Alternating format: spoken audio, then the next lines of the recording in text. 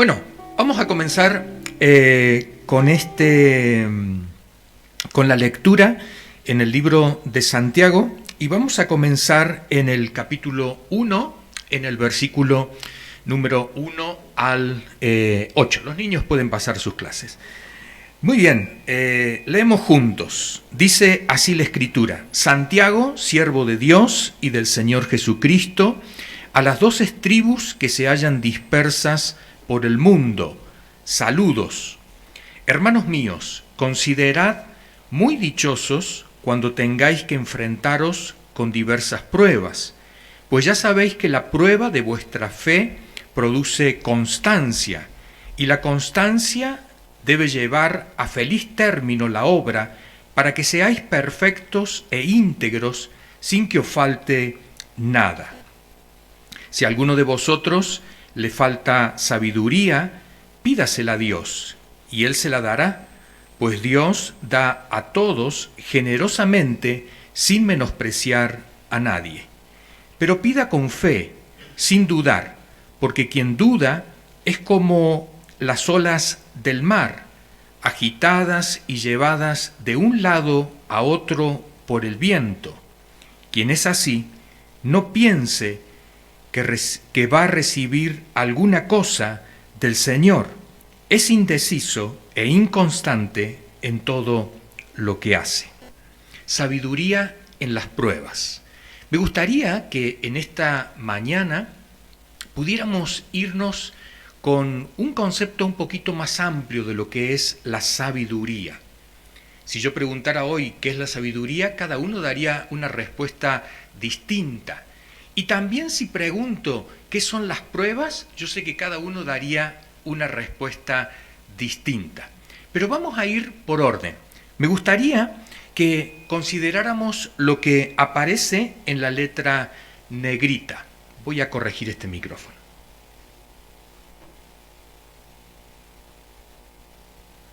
Hola, hola, bien. Me gustaría que pudiéramos considerar lo que aparece aquí en la letra negrita. Dice así la Escritura, que Santiago se identifica a sí mismo como un siervo, o sea, como un esclavo de dos amos. Por un lado, de Dios el Padre, y por otro lado, de Jesucristo. Y dice acá la Escritura que él escribe a las 12 tribus que están dispersas. Esto es una figura, porque en realidad Santiago es cristiano y las tribus que están dispersas son las tribus de los judíos. Ahora, ¿por qué Santiago habla de aquellos que están dispersos? Porque precisamente la iglesia primitiva, al principio, sufrió una gran persecución y cada uno de los creyentes iban de un lado al otro. ¿A qué se asemeja aquel momento de este momento? Mira, la mayoría de los que estamos aquí, de alguna manera, hemos sido dispersos. Porque no estamos en el lugar donde nacimos, la mayoría. Excepto José Luis, que él es burgalés, y seguirá aquí hasta el final, hasta que el Señor venga en su arrebatamiento, ¿no? Vale, pero la mayoría de nosotros hemos ido a otro sitio. Y Santiago sabe que cuando uno va a otro sitio, encuentra dificultades. Y es por eso que escribe esta carta a aquellos creyentes que están en otros sitios, viviendo otras culturas, experimentando otras dificultades diferentes a lo que había en el lugar de donde vivían habitualmente. Dice en el verso 2 que nos tenemos que considerar dichosos. La versión más antigua dice bienaventurados. ¿Cómo diríamos aquí en España la palabra dichosos? Tú eres una persona, ¿cómo diríamos? A ver.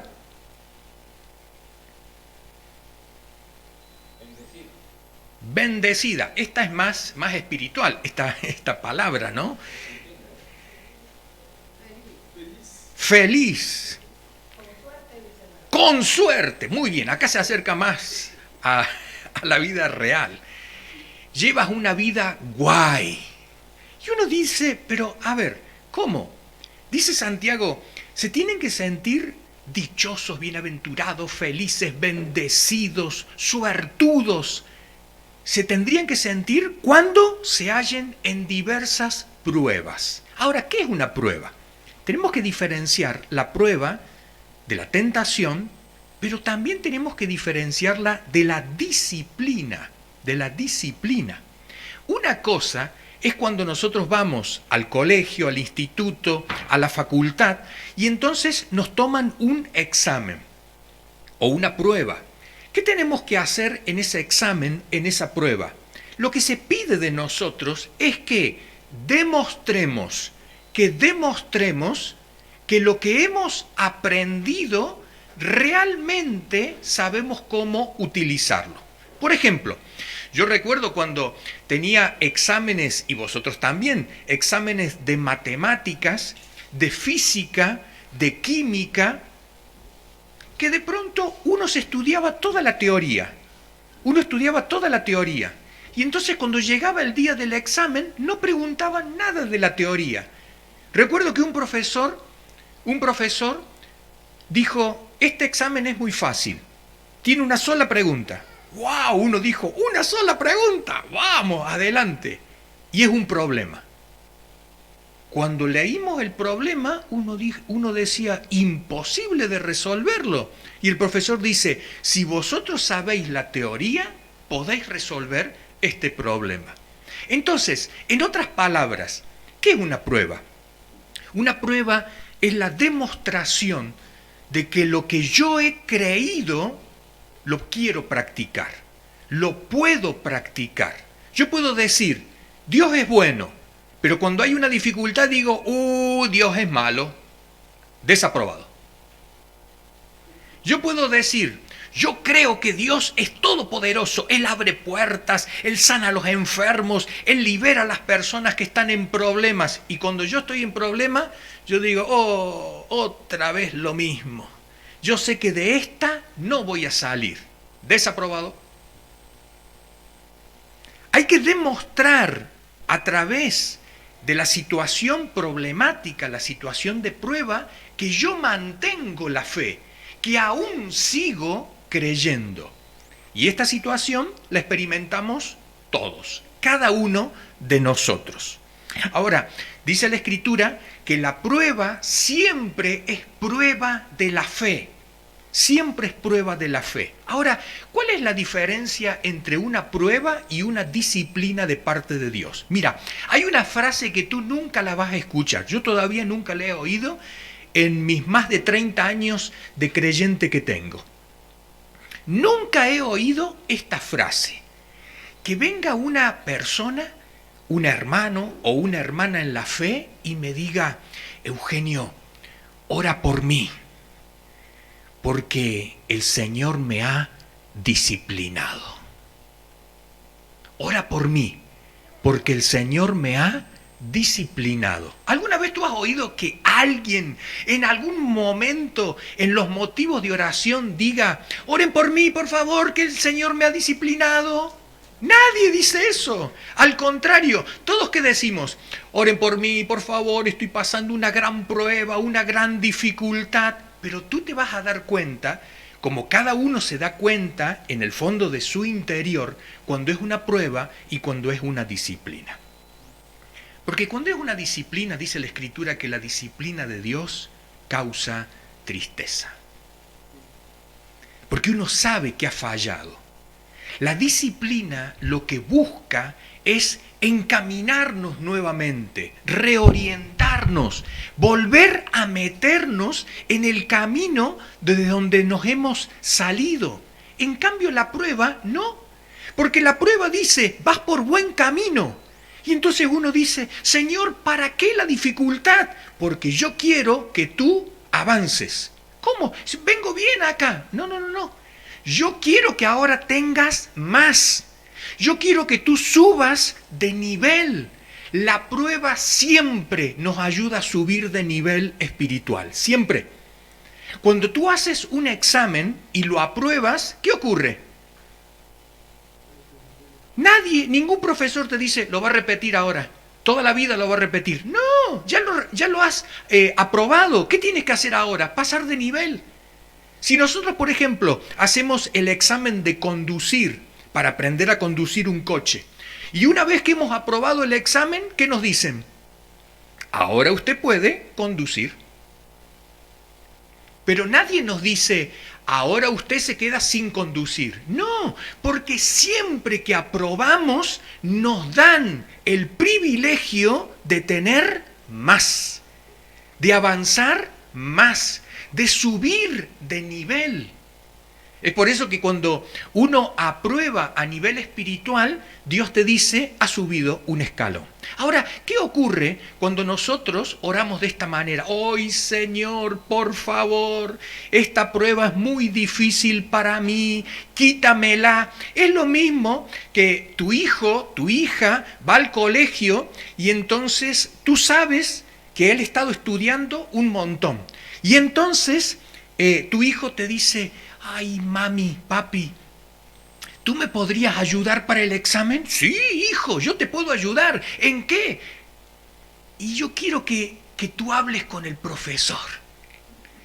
Y que le digas al profesor, a la profesora, que me quite el examen.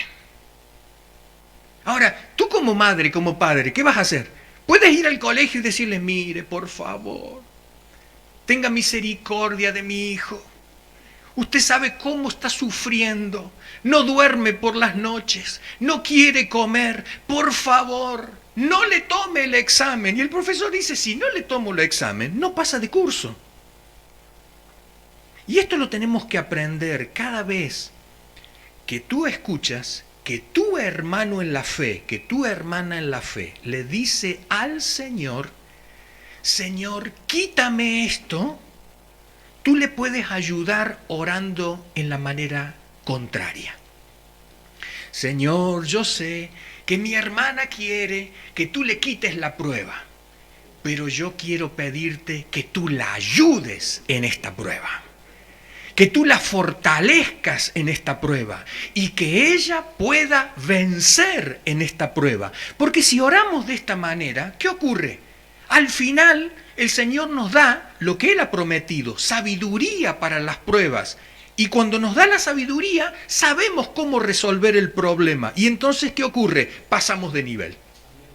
Cuando estamos estancados en la fe, es precisamente porque no queremos aceptar que lo que Dios nos ha puesto por delante es para poder avanzar, crecer, progresar, madurar.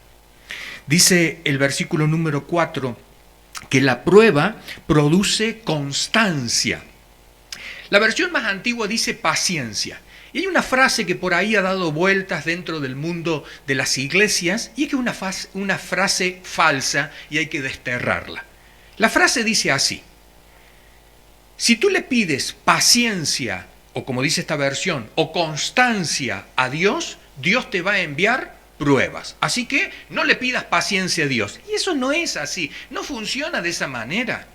Lo que dice el texto de la Escritura es que la prueba produce en nosotros constancia, paciencia. Y acá podemos dar algunos otros sinónimos, como por ejemplo la palabra perseverancia. La prueba produce dominio propio. La prueba de alguna manera me hace entender de que esto no va a resolverse ya, en el momento, en el segundo, sino que yo tengo que tomármelo con calma, tengo que aceptar la situación y tengo que buscar la mejor manera para poder resolver el problema. Cuando los cristianos habían salido en medio de la persecución, la mayoría de ellos, ¿cómo oraba? Y Santiago les quiere corregir. La mayoría de ellos seguramente que oraba, Señor, que no nos persigan más. Y Santiago le dice, no pidas eso a Dios, pide sabiduría. Pide sabiduría para saber cómo vencer en medio de la persecución. Yo recuerdo en una oportunidad que estábamos por primera vez para salir a la obra misionera y no sabíamos cómo enfrentar algunas cosas. Y una de las cosas que tuvimos que aprender es que cada vez que queríamos dar un paso iba a haber un obstáculo. Y eso al principio no lo experimentábamos, pero después cuando empezamos a cogerle el truquillo a Dios, dijimos, tú utilizas el obstáculo para que nosotros avancemos. Perfecto. Y entonces le dijimos a Dios, adelante, aceptamos. Queremos obstáculos, porque sabemos que las pruebas nos llevan para más. Pero ojo, uno lo dice fácil ahora, pero cuando nosotros lo decíamos con lágrimas, ¿no? Y la realidad era esta. Me acuerdo en una oportunidad, estando en el consulado, para poder obtener un visado, y que al final nos dijeron, no se puede. Hoy está cerrado. Y es como que el Espíritu Santo de Dios decía, pelea, batalla, no te conformes, conquista. Y al final nosotros llamamos por teléfono, le dijimos que necesitábamos esos visados y es como que el temor se apoderó de la secretaria del consulado y nos dijo, vengan. Y nosotros fuimos y cuando fuimos se nos abrieron las puertas. Aún más, podemos dar testimonio de que esos primeros visados que obtuvimos precisamente para viajar a Ucrania, cuando recién se había disuelto la Unión Soviética, nos lo dieron gratis. No nos cobraron. ¿Y sabe por qué no nos cobraron? Y esas son cosas que Dios hace. Porque ese día había feriado bancario, o sea, los bancos estaban cerrados. Y entonces el del consulado nos dice, pero vosotros tenéis que pagar el visado. Y nosotros decíamos, pero hoy está cerrado, ¿cómo podemos hacer? Dijo él, y no sé, la semana que viene. Y entonces, nuevamente el Espíritu Santo de Dios diciendo, batalla, pelea, no te quedes con lo que el otro te dice. Nunca el hombre tiene la última palabra la tiene Dios. Y esto es muy importante aceptarlo. Y entonces nosotros le dijimos, con esa humildad que a veces uno dice, y esa sencillez del niño, que uno dice, pero a ver, ¿qué cosas me estás pidiendo? Y entonces le decimos al cónsul, porque en realidad era el cónsul el que estaba delante nuestro haciéndonos el visado, le decimos al cónsul, ¿y no hay otra posibilidad? Y entonces el cónsul dice, ¿qué posibilidad? Y que el visado sea sin cargo, por ejemplo. Y se nos queda mirando, abre un cajón, saca un sello y entonces dice, pum, pum, pum, pone el sello en los 3 visados para aquel momento nuestro y nos cierra el pasaporte y dice, ya lo tenéis. Y nosotros no sabíamos lo que, porque como estaba escrito en idioma ruso, no sabíamos lo que decía. Cuando llegamos a la casa de los hermanos que nos hospedaban, que nos habían recibido en su casa, les decíamos, tradúceme. Y dice, ha puesto un sello que dice, sin cargo, sin cargo, sin cargo. Fíjate, en realidad la prueba te lleva a creer más. Pero esto sirvió, ¿sabes para qué? Para que después, cuando tuviéramos que venir a España en el año 2005, nos dijeran, mira, el visado está listo, ven a buscarlo. Y cuando fuimos a buscarlo, nos dieron un solo pasaporte. Y le decíamos, pero ojo, nosotros somos 4. Sí, dice, pero nosotros no le vamos a dar visado para 4. Le vamos a dar solamente para 1, para usted. Y después que usted esté 1 año en España, recién usted va a poder hacer la reagrupación familiar. Nos volvimos a la casa, llamamos a la iglesia acá en España y la iglesia nos dice, no, tú solo, Eugenio, acá no. Nosotros queremos a toda la familia trabajando acá, sirviendo acá. ¿Vale? Y así fueron pasando los días, las semanas, hasta que al final dijimos, Señor, ayúdanos a superar esta prueba. Danos sabiduría para saber qué hacer, qué hacer. Mira, pasaron muchas cosas, hasta que un buen día, yo recibí anónimamente, recibí un correo electrónico que decía lo siguiente, tu caso es el mismo de una pareja, de una familia que fue a Murcia. Y este es el apellido de la familia. Yo recibí este mail, hasta el día de hoy no sé de quién, yo lo leí y ¿sabes qué? Cogí el mail, lo imprimí y se lo llevé al consulado. Fui a la secretaria y le dije, mire, hay un caso como el nuestro. Y ella dice, no, dice, imposible, esto no es real. No lo sé, le digo, pero yo creo que esto es real. Es el mismo caso del nuestro que les dieron un visado a los 4 juntos sin esperar un año. ¿Saben lo que ocurrió el otro día? Me llamaron al otro día del consulado para decirme, venga a retirar, ya están los 4 pasaportes listos con su visado. Y esto a mí me ayuda a creer, ¿qué cosa? Que todavía puedo subir otro nivel. Y yo sé que a ti te ha pasado lo mismo. Si tú has vencido en algo, esto te capacita ¿para qué? Para creer que todavía puedes ir un poco más. Cuando uno dice, hasta aquí nomás, no, Dios hace hasta aquí nomás, solamente nos van a permitir esto. Dios puede ayudarte a que puedas dar un paso más en tu trabajo, en el lugar donde tú vives, con tu familia. A nivel espiritual también podemos avanzar.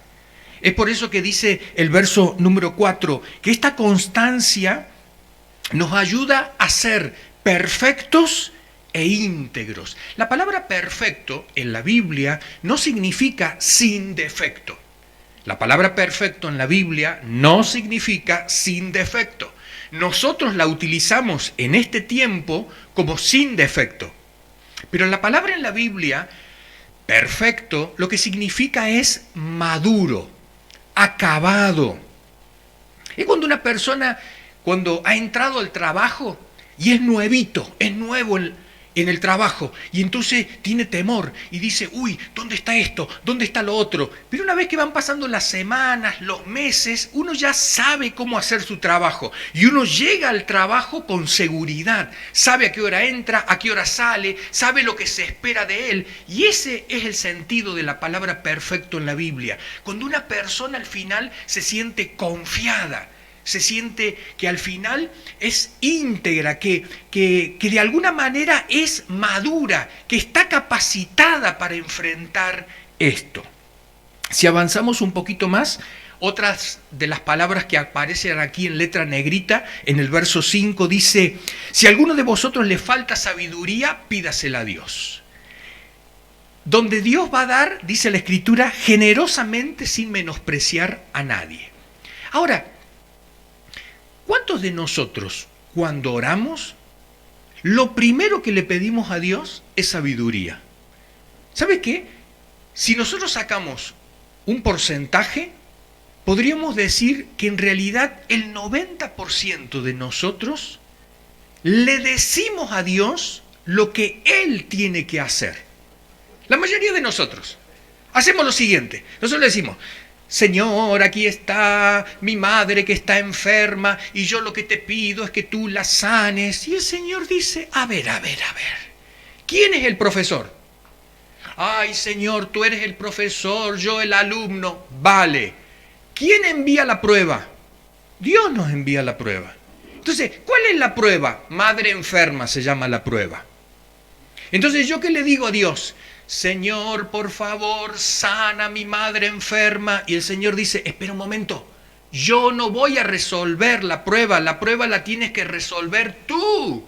Tú tienes que resolver la prueba. ¿Qué me deberías pedir? Ay, yo no sé qué pedir. Bueno, lee Santiago. ¿Y Santiago qué dice que hay que pedir? En medio del momento difícil, problemático, ¿qué tenemos que pedir? Sabiduría. ¿Para qué? Para poder enfrentar la situación. Mira esta oración diferente. Señor, te doy gracias porque mi madre está enferma. Me duele. Se me parte el corazón verla sufrir. Pero te doy gracias por esta situación porque yo sé que esto me va a ayudar a que yo pueda ser más maduro, que pueda ser más íntegro. Y esto puede ayudarme a mí a avanzar un nivel más espiritualmente. Señor, yo te pido algo, que me des sabiduría para saber qué hacer con mi madre. para saber dónde tengo que golpear la puerta, para saber qué medicina, qué médico, o si tengo que ir y orar para que se sane. Pero Señor, dame sabiduría, muéstrame cómo tengo que obrar en este momento. ¿Y sabes lo que hace Dios? Tiene una gran sonrisa en la boca en el cielo, dice, este lo ha entendido. Este lo ha entendido. Es el único que me pide sabiduría en medio de la dificultad. Mientras todos los otros me dicen, quítame, quítame, quítame, este me ha dicho, dame sabiduría para poder vencer. Sigue diciendo el verso 6, pida con fe, sin dudar, porque quien duda es como las olas del mar. Ahora, ¿qué es esto de pedir con fe sin dudar? Uno dice, no, si has pedido con fe, no dudas. No, porque yo puedo pedir dudando. Yo puedo pedir dudando. Yo puedo decirle, Señor, yo sé que tú puedes, pero a veces dudo. Y yo no sé si tú lo vas a hacer o no lo vas a hacer. Y que sepas algo, ¿no? Que Dios, en realidad, yo nunca he visto a Dios bajar del cielo, resolver mis problemas y que yo siga adelante.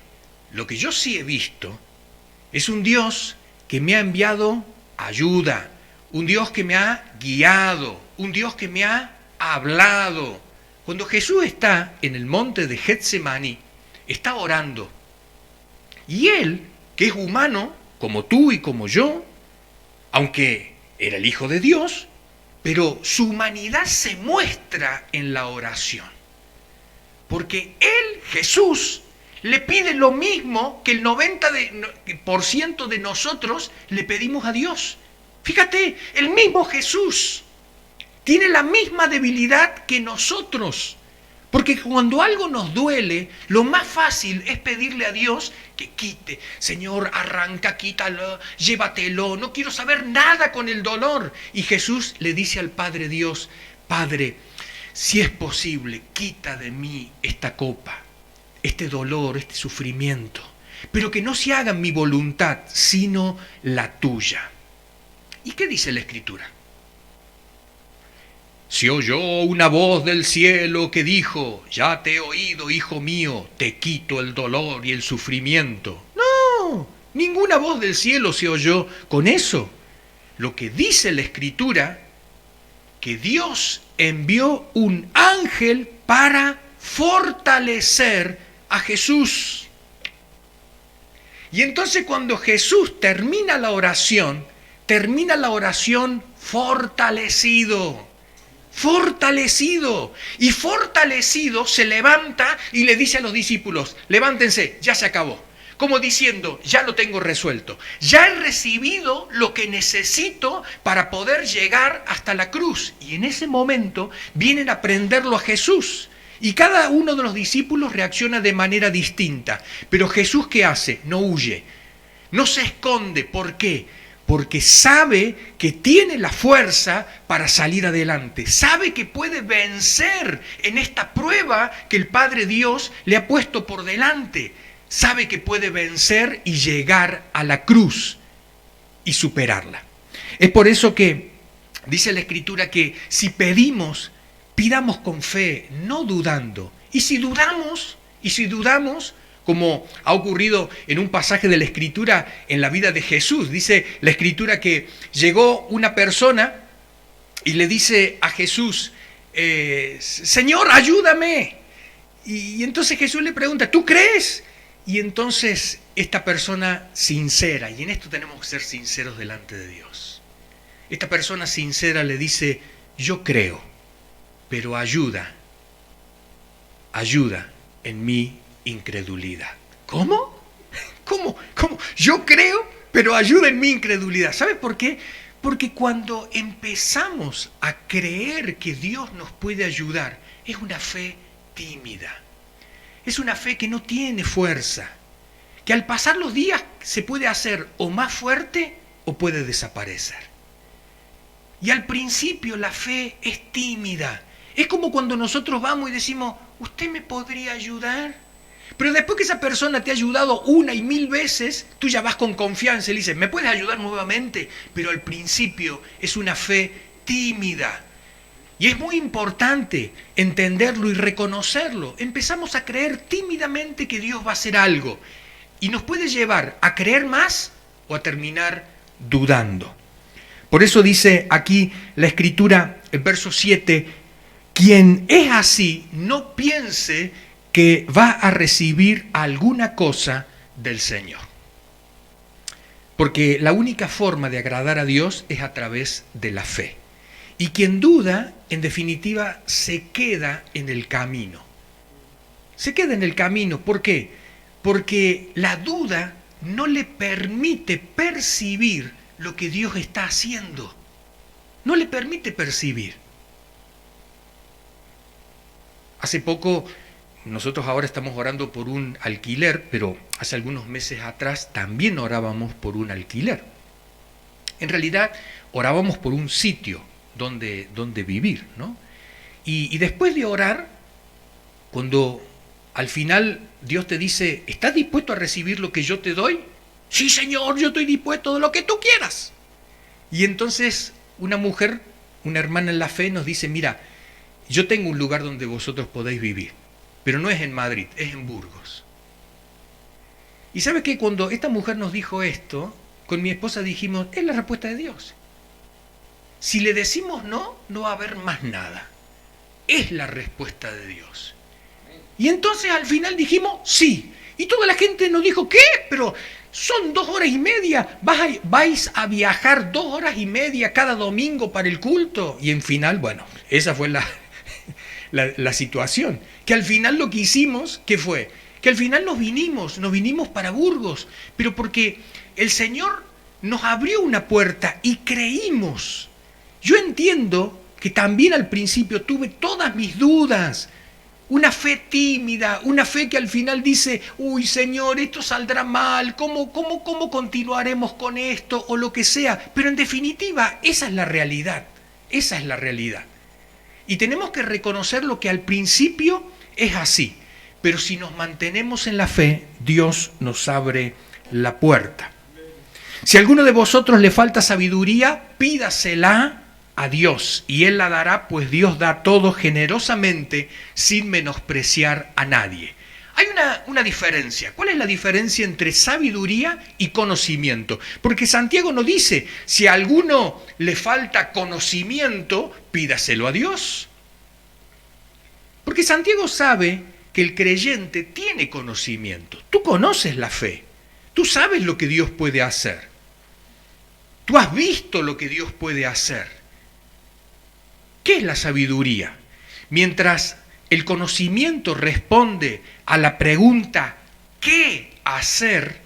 La sabiduría responde a la pregunta ¿cómo hacer? ¿Cómo hacer? ¿Cuántas veces hemos orado de esta manera? Señor, yo sé que tú eres poderoso, pero... ¿Cierto? Ahora tenemos que decirle, Señor, pero ¿cómo tengo que obrar? ¿Cómo tengo que obrar? ¿Cómo tengo que obrar? Yo sé que tú me puedes abrir la puerta, pero ¿cómo? ¿Cómo yo tengo que obrar? Y esa es pedir sabiduría. Es para saber cómo obrar. No le estamos pidiendo a Dios, aleja de mí el problema. Le estamos diciendo cómo lo puedo resolver. ¿Cómo lo puedo resolver? Y esa es la diferencia entre conocimiento y sabiduría. Dice Santiago 1:6, pero pida con fe, sin dudar, porque quien duda es como las olas del mar, agitadas y llevadas de un lado a otro por el viento. En el libro de Santiago hay muchas figuras, y esta es la primera figura que utiliza Santiago. La imagen, la figura, la comparación de las olas del mar. Y dice lo siguiente Santiago, el creyente que duda es como las olas del mar. ¿Te imaginas que a alguno de nosotros le pongan por sobrenombre ola del mar? Ahí viene el creyente ola del mar. A nadie le gustaría este sobrenombre. ¿Por qué? Porque significa que hoy estás aquí y mañana estás allá. Que hoy estás en la playa, pero después ¡pum!, te vas para el fondo del mar. Ahora, ¿cómo es esto de la ola del mar? Fíjate, mira, en una piscina hay olas, son pequeñitas, y las causa el viento. El viento hace que haya un pequeño movimiento, pero este movimiento no es más grande, ¿sabes por qué? Porque en la piscina hay un contorno, hay un borde, hay una contención alrededor que impide que esto vaya a más. Entonces hay un pequeño movimiento y la duda precisamente comienza como algo muy pequeñito. Comienza, por ejemplo, como con un comentario. Tú te encuentras con un compañero de trabajo, con un familiar, con un vecino y te dice, ¿ha visto qué? La corrupción que hay. Vamos de mal en peor. ¡Fua! Y tú te la crees. Es verdad, vamos de mal en peor. Y empiezas a decir, ¿sabes qué? Llegas a tu casa y empiezas a decir, ¿sabes qué? Vamos de mal en peor. Y se te olvidaron las palabras de fe, de confianza en Dios, y ahora tu mente empieza a pensar, vamos de mal en peor. Y entonces sales a la calle, te vas a subir a tu coche y ves que la rueda está pinchada, está toda, y tú dices, ¡ja! Vamos de mal en peor, ¿eh? Y ya cada vez empiezas a ver que todo va de mal en peor. Llamas a la grúa y le dices, no, lo siento mucho, ¿sabe qué? Durante 2 horas por lo menos grúa no va a haber. Llegas tarde al trabajo y nuevamente empiezas a decir la frase, parece que es verdad, ¿eh? Vamos de mal en peor. Y esa es la ola del mar. Comienza como una duda casi imperceptible, como un comentario. ¿Y después qué ocurre? La duda continúa creciendo y pasa la noche, pasa el día y sin querer nos hemos metido en esta ola de duda y empezamos a dudar de todo. Llegamos a la iglesia y empezamos a decir, son todos los hermanos iguales. Son todos iguales. Al final todos te fallan, todos se olvidan de ti. Acuérdate la primera frase, vamos de mal en peor. Y tú ya le has metido todo. Le has metido todo. Y ahora, ¿qué ocurre? Ha comenzado con una pequeña brisa de duda y se transforma ahora en una duda que termina alejándonos de Dios, de la comunión de los hermanos, de la fe que teníamos en Él. Al final nos ha arrastrado y nosotros decimos, ¿por qué estoy en este sitio? ¿Sabes por qué? Porque le dimos lugar a la duda. Le dimos lugar a la duda. ¿Quién puede frenar la duda? Mira, hasta los discípulos le dijeron a Jesús, le pidieron algo que Jesús no podía hacer. Jesús escucha de los discípulos porque Jesús le había dicho, por su falta de fe, y los discípulos dicen, bueno, si nos falta fe, le dicen a Jesús, Señor, aumentanos la fe. Como si Jesús los toca a cada uno, más fe, más fe, más fe, más fe. Como con varita mágica, ¿no? Te toco, y ya tienes mucha fe, tú tienes demasiadas, no te toco. Tú te falta mucho, te doy mucha más fe. Y Jesús le dice, no funciona así, no funciona así. La fe es algo muy pequeñito. Es como un grano de mostaza, dice Jesús. Pero a medida que va creciendo, se hace grande. Así que tú puedes comenzar con esa poquita fe. Señor, me falta fe. Bien, empieza con esa. Y sigue creyendo, porque a medida que sigas creyendo, esto cada vez va a ser más grande. Pero Dios nunca desde el cielo va tocando cabezas de creyentes dando fe. No funciona así.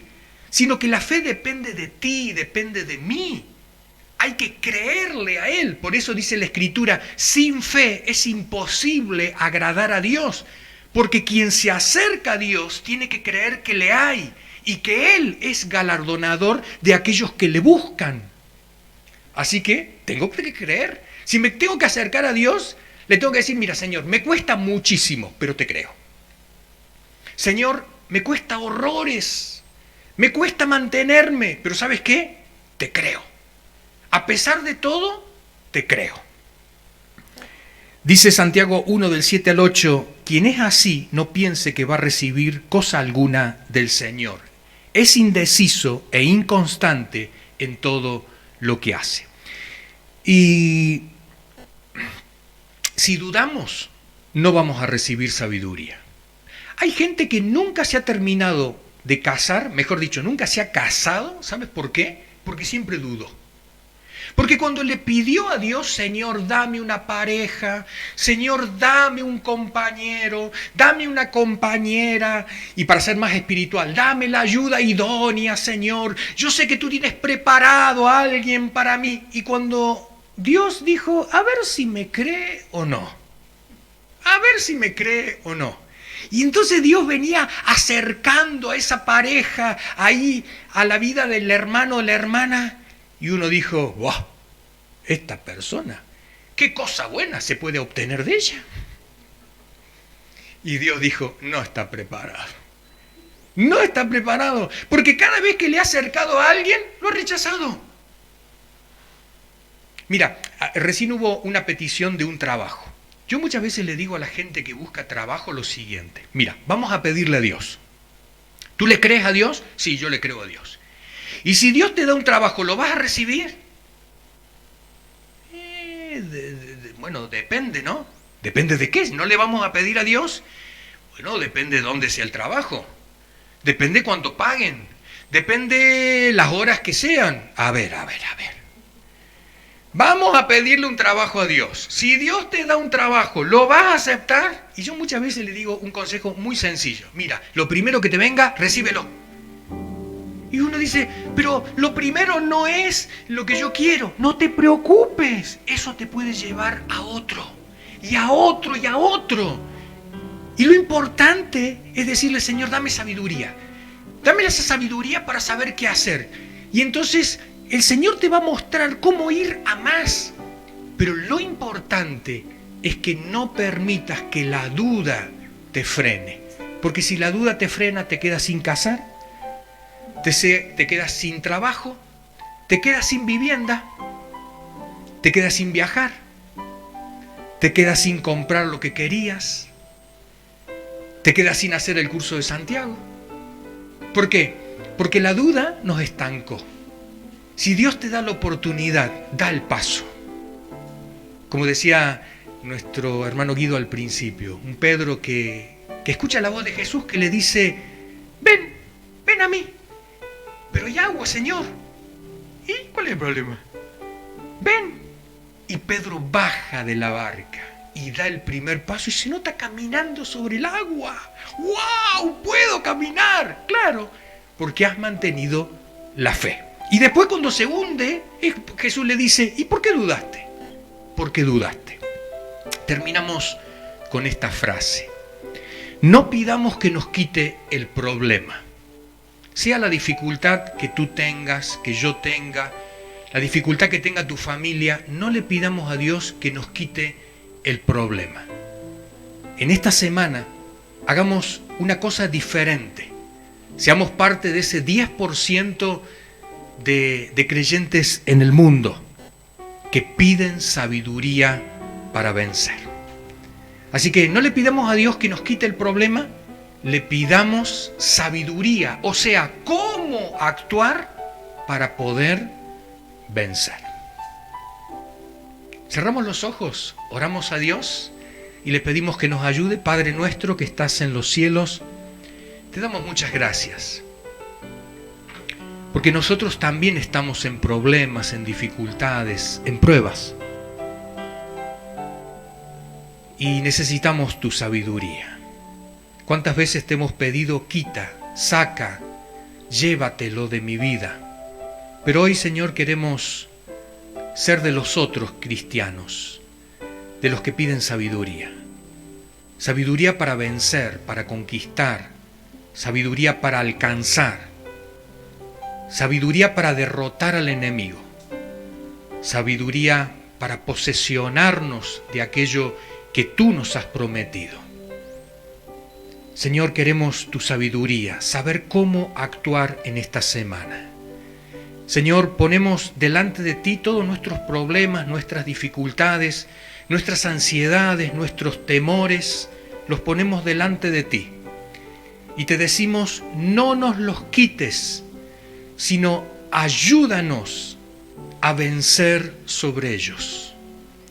Señor, no nos los quites, sino ayúdanos a vencer sobre ellos, sabiendo que si vencemos vamos a poder subir de nivel espiritual y eso te va a agradar a ti. Oramos creyendo de que tú nos ayudarás. En el nombre de Cristo Jesús. Amén y amén.